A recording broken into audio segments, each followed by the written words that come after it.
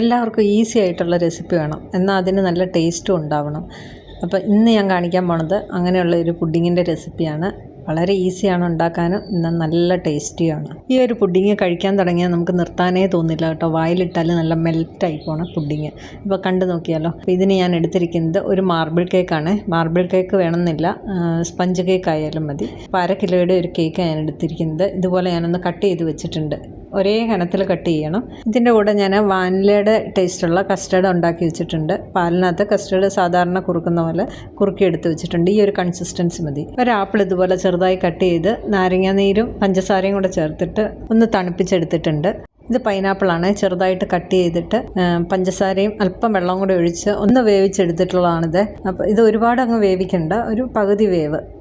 Sugar അതിലൊന്ന് coat ചെയ്തെടുത്താൽ മതി. ഒരു 1/4 ഗ്ലാസ് വെള്ളം ഒഴിച്ച് ആ ഷുഗർ ഒന്ന് മെൽറ്റാക്കി എടുത്താൽ മതി. ഇതിന് ഞാൻ ഈ 2 ഫ്രൂട്ട്സ് മാത്രമേ ഇതിനകത്തേക്ക് ചേർക്കുന്നുള്ളൂ. പൈനാപ്പിൾ ഇല്ലെങ്കിൽ മാംഗോ ചേർക്കാം. അധികം പുളിയില്ലാത്ത മാംഗോ വേണം ചേർക്കാനായിട്ട്.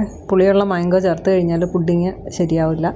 പിന്നെ റോബസ്റ്റ ചേർക്കാം. റോബസ്റ്റയുടെ പഴം ചെറുതായിട്ട് അരിഞ്ഞിട്ട് അതിനകത്തൊന്നും ഷുഗർ കോട്ടിങ് ചെയ്യേണ്ട, അതേപടി തന്നെ ഇട്ടാൽ മതി. ഇനി ഞാൻ എടുത്തിരിക്കുന്ന നട്ട്സാണ്. എൻ്റെ കയ്യിലുള്ള എല്ലാ നട്ട്സും ഞാൻ എടുത്തിട്ടുണ്ട്. ബദാം, പിസ്ത, കാഷ്യൂ നട്ട്സ്, കുറച്ച് വാട്ടർമെലൺ സീഡ്സ് എടുത്തിട്ടുണ്ട്. പിന്നെ എടുത്തിരിക്കുന്നത് ബ്ലൂബെറിയാണ്. അത് നിർബന്ധമൊന്നുമില്ല, കയ്യിലുള്ളതൊക്കെ എടുക്കാം. കിസ്മിസ് ഒക്കെ ഉണ്ടെങ്കിൽ അതൊക്കെ ഇട്ട് കൊടുക്കാവേ. നമ്മുടെ കയ്യിലുള്ള നട്ട്സൊക്കെ എടുത്താൽ മതി. ഞാനെല്ലാം ഒന്ന് ചെറുതായിട്ട് ചോപ്പ് ചെയ്താണ് ഇട്ടിരിക്കുന്നത്. ഇനി ഞാൻ ഒരു 8-10 ബ്ലൂബെറി എടുത്തിട്ട് ഒന്ന് ക്രഷ് ചെയ്തെടുത്തിട്ടുണ്ട്. ഇതിനകത്ത് അല്പം വെള്ളവും പഞ്ചസാരയും കൂടെ ഇട്ട് ഒന്ന് തിളപ്പിച്ച് ഒന്ന് വറ്റിച്ചെടുത്താണിത്. നമ്മുടെ ജാം പോലെ തന്നെ. ഇതില്ല എങ്കിൽ ജാം ഉണ്ടെങ്കിൽ ചേർത്താലും മതി. ഇതൊന്നും നിർബന്ധമില്ല. ബ്ലൂബെറി ഇവിടെ എല്ലാവർക്കും ഇഷ്ടമായത് കൊണ്ടാണ് ഞാൻ അങ്ങനെ ചേർക്കുന്നത്. ഇനിയിപ്പം നമ്മുടെ പുഡിങ് ഒന്ന് സെറ്റ് ചെയ്യാം. ഞാൻ അതിന് വേണ്ടിയിട്ടൊരു ബൗൾ എടുത്ത് വെച്ചിട്ടുണ്ട്. ഞാനിവിടെ സ്ക്വയർ ഷേപ്പുള്ള ഒരു ബൗളാണ് എടുത്തിരിക്കുന്നത്. ബൗൾ തന്നെ വേണമെന്നില്ല, നിങ്ങളുടെ ഉള്ള ഏതെങ്കിലും സ്റ്റീലിൻ്റെ ഒരു പാത്രം ആയാലും മതി. വീട്ടിൽ നമുക്ക് തന്നെ കഴിക്കാനാണെങ്കിൽ വീട്ടിലുള്ള ഏതെങ്കിലും ഒരു പാത്രത്തിനകത്ത് സെറ്റ് ചെയ്താൽ മതി. ഇനിയിപ്പോൾ പുറത്തുനിന്ന് ആരെങ്കിലും ഗസ്റ്റൊക്കെ ഉണ്ടെങ്കിൽ നമ്മൾ പുഡിങ് സെറ്റ് ചെയ്ത് വെക്കുമ്പം പുറമേ നിന്ന് കാണാനൊരു ഭംഗി വേണ്ടേ, അതിന് വേണ്ടിയിട്ടാണ് ഗ്ലാസിൻ്റെ ബൗൾ എടുക്കുന്നത്. കട്ട് ചെയ്ത് വെച്ച കേക്കിൻ്റെ പീസുകൾ ഇതുപോലെ ഒന്ന് ലെയർ ചെയ്ത് വെക്കാം നമുക്കിതിലേക്ക്. കേക്ക് കട്ട് ചെയ്യുമ്പോൾ ഒരേ കനത്തിൽ കട്ട് ചെയ്യണേ, അല്ലെ പല ലെവലായിരിക്കും ഇത് പുഡിങ് സെറ്റ് ചെയ്ത് വരുമ്പോഴേക്കും. ഈ ഒരു കേക്ക് തന്നെ വേണം നിർബന്ധമില്ല കേട്ടോ. നമ്മുടെ ചെറിയ പാക്കറ്റിലൊക്കെ ഫ്രൂട്ട് കേക്കൊക്കെ വരില്ലേ, പൈനാപ്പിളിൻ്റെ ടേസ്റ്റ് ഉള്ളതും വാനിലയുടെ ടേസ്റ്റ് ഉള്ളതും, അങ്ങനത്തേതായാലും മതി. പ്ലം കേക്ക് മാത്രം വയ്ക്കരുത്. പ്ലം കേക്ക് വെച്ചുണ്ടാക്കി കഴിഞ്ഞാൽ പുഡിങ്ങിന് ഈ ഒരു ടേസ്റ്റ് കിട്ടില്ലേ. ചെറിയ ചെറിയ പീസുകൾ വെച്ച് ഈ ഗ്യാപ്പെല്ലാം ഒന്ന് ഫില്ല് ചെയ്ത് കൊടുക്കണേ, ഗ്യാപ്പ് ഉണ്ടാവരുത്. അപ്പോൾ ഗ്യാപ്പൊക്കെ അടച്ച് ഞാൻ ഈ ഒരേ ലെവലിൽ ഇതൊന്ന് സെറ്റ് ചെയ്തെടുത്തിട്ടുണ്ട്. ഇനി ഈ കേക്കിൻ്റെ മേളിലേക്ക് നമുക്ക് കുറച്ച് ഷുഗർ സിറപ്പ് ഒഴിച്ചു കൊടുക്കണം. ഇത് ഷുഗർ സിറപ്പാണ്. ഞാൻ ഷുഗർ സിറപ്പ് ഉണ്ടാക്കാൻ വെച്ചപ്പോൾ അതിലേക്ക് ആദ്യം ബ്ലൂബെറി ഒന്ന് ഇട്ട് കൊടുത്തായിരുന്നു, വെറുതെ ആ കളറിന് വേണ്ടിയിട്ട്. എന്നിട്ട് അതിനകത്ത് നിന്ന് ആ വെള്ളം ഇങ്ങെടുത്തു. ബാക്കി വന്ന കുറച്ച് വെള്ളത്തിനകത്താണ് ഞാൻ ആ ബ്ലൂബെറിയുടെ ക്രഷ് ഉണ്ടാക്കിയെടുത്തത്. ഈ ഒരു ഷുഗർ സിറപ്പിനകത്ത് ഞാൻ ഒരു നുള്ള് ഉപ്പും കൂടെ ഇട്ട് കൊടുത്തിട്ടുണ്ട്, ഇല്ലെങ്കിൽ ഒരു വെള്ളച്ചൊവയായിരിക്കും ഇതിന്. അപ്പം നന്നായിട്ട് ഇതൊന്ന് നനച്ചു കൊടുക്കണം. നമ്മുടെ കേക്ക് നല്ല സോഫ്റ്റ് ആയിട്ടിരിക്കണം. സൈഡിലൊക്കെ നല്ലപോലെ ആ ഷുഗർ സിറപ്പ് ഒഴിച്ചു കൊടുക്കണം, എങ്കിൽ മാത്രമേ നമ്മൾ പുഡിങ് കഴിക്കുമ്പോൾ നല്ല സോഫ്റ്റ് ആയിട്ടിരിക്കുള്ളൂ. ഇനി ഇതിൻ്റെ മുകളിലേക്ക് ഒരു ലെയർ കസ്റ്റേർഡ് വെച്ച് കൊടുക്കാം. ലെയർ ചെയ്യുന്ന എപ്പോഴും ഒരേ കനത്തിലായിരിക്കണേ. കസ്റ്റേർഡ് ഉണ്ടാക്കുമ്പോൾ ഒരുപാട് ലൂസായിട്ടിരിക്കില്ല, ഇതേപോലെ ഒരു കൺസിസ്റ്റൻസിയിൽ വേണം കസ്റ്റേർഡ് ഉണ്ടാക്കിയെടുക്കാനായിട്ട്. ഇപ്പോൾ എല്ലായിടത്തും ഒരേ ലെവലിലാക്കിയിട്ടുണ്ട്. ഇനി ഇതിൻ്റെ മുകളിലേക്ക് നമുക്ക് ഫ്രൂട്ട്സ് ലെയർ ചെയ്യാം. ആദ്യം പൈനാപ്പിളാണ് ഇട്ട് കൊടുക്കുന്നത്. എല്ലാ കോർണറിലും ഇതെത്തണേ, കാരണം നമ്മൾ ഓരോ പീസ് കട്ട് ചെയ്തെടുക്കുമ്പോഴും അതിനകത്ത് ഇതെല്ലാം ഉണ്ടാവണം. നല്ല ഫ്രഷ് ആയിട്ടുള്ള സ്ട്രോബെറി ഒക്കെ കിട്ടുകയാണെങ്കിൽ ചെറുതായിട്ട് കട്ട് ചെയ്ത് ഇതിൻ്റെ കൂടെ തന്നെ ഇട്ട് കൊടുക്കാം കേട്ടോ. ഇനി ഇതിനകത്തേക്ക് ഞാൻ ആപ്പിൾ ലെയർ ചെയ്യുന്നുണ്ട്. അധികം പുളിയുള്ള ഫ്രൂട്ട്സ് ഒന്നും ഇതിനകത്ത് ഉപയോഗിക്കാതിരിക്കുമായിരിക്കും നല്ലത്. മാംഗോ ഇടുകയാണെങ്കിൽ എപ്പോഴും ശ്രദ്ധിക്കണേ, പുളി ഒട്ടും ഉണ്ടാവരുത് മാംഗോയ്ക്ക്.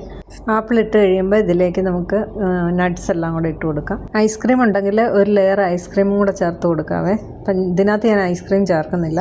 നട്ട്സ് ഒരു ലെയർ വെച്ചതിന് ശേഷം അടുത്തത് വീണ്ടും കേക്കാണ് വെച്ച് കൊടുക്കേണ്ടത്. അപ്പോൾ കേക്ക് പീസ് എൻ്റെ അടുത്ത് കുറവാണ്, ഒരു ലെയർ ഫുൾ അങ്ങനെ വയ്ക്കാനില്ല. അപ്പം ഞാൻ എന്ത് ചെയ്തെന്ന് വെച്ചാൽ ബാക്കിയുള്ളതിനെ അങ്ങ് പൊടിച്ചിട്ട് ഒരു ലെയറാക്കി ഇട്ട് കൊടുത്തു.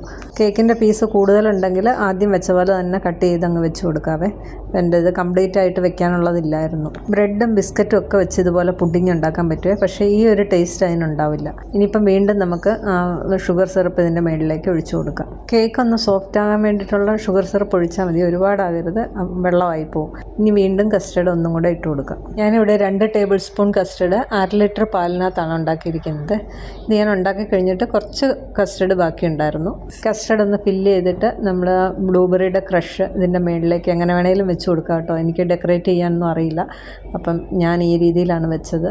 ഈ ബ്ലൂബെറിയുടെ ക്രഷിന് എന്ത് ടേസ്റ്റാണെന്നറിയാമോ? നല്ല പുളിയും മധുരവും എല്ലാം കൂടെ ഉള്ള ഒരു ടേസ്റ്റാണ്. ഇതിൻ്റെ മുകളിൽ ഡെക്കറേറ്റ് ചെയ്യാനായിട്ട് നമ്മുടെ കയ്യിൽ ഏതെങ്കിലും ജാമൊക്കെ ഉണ്ടെങ്കിൽ അതും വെച്ച് കൊടുക്കാവേ, എന്നാലും കാണാൻ നല്ല ഭംഗിയായിരിക്കും. ഇനി നട്ട്സ് എല്ലാം കൂടെ ഇതിൻ്റെ സൈഡിലേക്ക് ഇട്ട് കൊടുക്കാം. ഡെക്കറേറ്റ് ചെയ്യാനായിട്ട് ചെറി ഉണ്ടെങ്കിലും നല്ലതാണ് കേട്ടോ. കട്ട് ചെയ്ത് ഓരോ കോർണറിൽ വെച്ച് കൊടുത്താലും നല്ല ഭംഗിയാണ് കാണാനായിട്ട്. ഞാൻ ചിലപ്പോഴൊക്കെ അങ്ങനെയാണ് ചെയ്യാറ്, ചെറിയ ഡെക്കറേറ്റ് ചെയ്യാനായിട്ട് വെക്കാറ്. ഇതുപോലെ ഒന്നാക്കി എടുത്തിട്ടുണ്ട്. ഇനി ഇതൊന്ന് മൂടിയിട്ട് നമുക്ക് ഫ്രിഡ്ജിലേക്ക് വെച്ച് കൊടുക്കാം. ഫ്രിഡ്ജിനകത്താണ് വെച്ച് തണുപ്പിക്കുന്നതെങ്കിൽ ഒരു 4 മുതൽ 5 മണിക്കൂർ വരെ ഇത് ഫ്രിഡ്ജിനകത്ത് ഇരുന്നാൽ നന്നായിട്ട് സെറ്റായി വരും. ഇനിയിപ്പോൾ ഒരു 2 മണിക്കൂറിനുള്ളിൽ പെട്ടെന്ന് ആരെങ്കിലുമൊക്കെ വരികയാണ് ഒന്ന് സെറ്റാക്കി എടുക്കണം എന്നുണ്ടെങ്കിൽ ഒരു 2 മണിക്കൂർ ഫ്രീസറിനകത്തേക്ക് വെച്ച് കൊടുത്താൽ മതി, സെറ്റായി കിട്ടും. 2 മണിക്കൂർ കൂടുതൽ ഫ്രീസറിനകത്ത് വെക്കരുത്. ഫ്രീസറിനകത്ത് കൂടുതൽ സമയം ഇരുന്നാൽ അതിനകത്ത് ഐസ് ക്രിസ്റ്റൽസ് വരും. ഇവിടെ ഞാനിത് ഫ്രിഡ്ജിനകത്താണ് വെച്ചിരിക്കുന്നത്. ഒരു 5 മണിക്കൂർ ഇങ്ങനെ വെച്ചിട്ടുണ്ടായിരുന്നു. അപ്പോൾ നമ്മുടെ പുഡിങ് സെറ്റായിട്ടുണ്ട്. ഇനി ഞാനിതൊന്ന് കട്ട് ചെയ്ത് കാണിക്കാം. ഈ ഒരു പുഡിങ് ഉണ്ടാക്കിയാൽ എപ്പോഴും ചടപടേന്ന് ഇത് കാലിയായി കിട്ടും. എല്ലാവർക്കും ഒരുപോലെ ഇഷ്ടമുള്ള ഒരു പുഡിങ്ങാണിത്. ഉണ്ടാക്കാനും വളരെ ഈസിയാണ്, കഴിക്കാനും നല്ല ടേസ്റ്റാണ്. നല്ല ചൂടുള്ള സമയത്ത് ഇതുപോലെ തണുത്ത പുഡിങ് കഴിക്കാൻ എന്താ സുഖം. ഈ ഒരു പുഡിങ്ങിൻ്റെ ടേസ്റ്റ് നിങ്ങൾക്കും അറിയണ്ടേ? അപ്പം നിങ്ങളും ഇതുപോലെ ഒന്ന് ഉണ്ടാക്കി നോക്കണം. ഈ ഒരു വീഡിയോ ഇഷ്ടപ്പെട്ടിട്ടുണ്ടെങ്കിൽ ലൈക്ക് ചെയ്യാനും ഷെയർ ചെയ്യാനും സബ്സ്ക്രൈബ് ചെയ്യാനും മറക്കരുതേ. ഈ ഒരു പുഡിങ് എന്തായാലും മിസ് ചെയ്യരുത്. അപ്പോൾ പുതിയ റെസിപ്പികളുമായി വീണ്ടും കാണാം. താങ്ക്